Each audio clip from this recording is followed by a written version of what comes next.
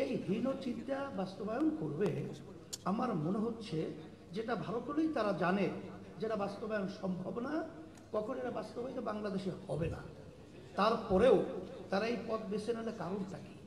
আমার মনে হচ্ছে যে আজকে যে আওয়ামী ফ্যাসিস্ট এরা যে 5ই আগস্ট আল্লাহর মাই গ্রামে একটা কথা আছে, আলমের ভাই ভাত পাক করেও খেয়ে যেতে পারে নাই।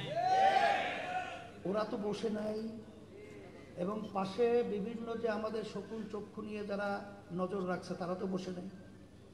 তারা হয়তোবা এই সংস্কার, এই নারী কমিশন, এইটার মাধ্যমে একটা অস্থিতিশীল পরিবেশ তৈরি করে যখন ওলামায়ে কেরাম, দেশপ্রেমিক এবং যারা নাকি ধর্ম অবলম্বী তারা যখন এক প্রতিবাদের রাস্তায় নামবে, এই সুযোগে হয়তোবা এই ঘাপটি মারা যারা নাকি এই দেশের শত্রু, ইসলামের শত্রু, মানবতার শত্রু, ওরা বিভিন্ন কায়দার সুযোগ তো তালাশ করতেছে, ওরা হয়তোবা এই সুযোগে রাস্তায় নামার জন্য একটা পদক্ষেপ বা হীনচক্র, নীল নকশা তৈরি করতে পারে।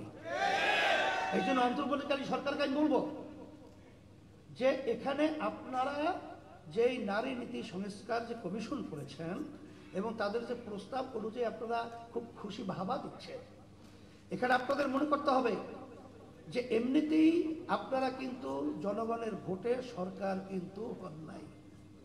আপনারা কিন্তু দেশ পরিচালনা জনগণের ভোটের মাধ্যমে কিন্তু দেশ পরিচালনা করছেন না। এখানে হাজার হাজার মায়ের কোল খালি হয়েছে, বহু সন্তানদের চক্ষু হারিয়েছে, হাজার হাজার মায়ের সন্তানরা পঙ্গু হয়েছে।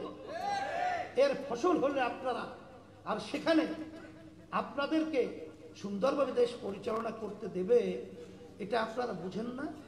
আমরা তো সবসময় আপনাদের সহযোগিতা ছিলাম, এখনো আছে, কিন্তু আমাদেরকে রাস্তায় নামিয়ে আপনাদের মুখামুখি দাঁড় করে ওই ফ্যাসিস্ট এবং ঘাপটি মারা শত্রুরা যেন সুযোগ না নিতে পারে, এটা আপনাদের মাথায় রাখার জন্য আমরা বিশেষ করে অনুরোধ করছি। এরপরেও যদি আপনারা সামনে পা বাড়াতে চান, পরিষ্কার মেসেজ, আল্লাহর রহমতে যারা নাকি বিভিন্ন সময় ফেরাউনি ভূমিকায় ছিল, তারাও কিন্তু তাদের ফেরাউনি ভূমিকা বাস্তবায়ন বাংলার জমিনে করতে পারে নাই। আপনারা তো আল্লাহর রহমতে দেখা দৃষ্টিতে, আমি বলবো কি, ওই কে বলছে না যে 5 মিনিটে আপনারা আপনাদের অবস্থান থেকে সরে যান, 5 মিনিটও সময় পাবেন না।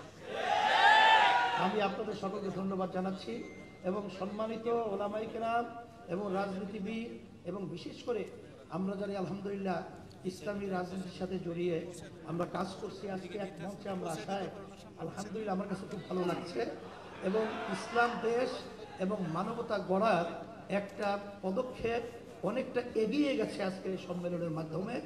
আমি যে আয়োজকদেরকে আবার ধন্যবাদ জানিয়ে এবং যারা কষ্ট করে এসেছেন সকলকে ধন্যবাদ জানিয়ে, বিশেষ করে মেহমানদারি ব্যবস্থা রয়েছে, এই জন্য আপনারা একটু মেহমানদারি আপনারা আপ্যায়ন গ্রহণ করবেন।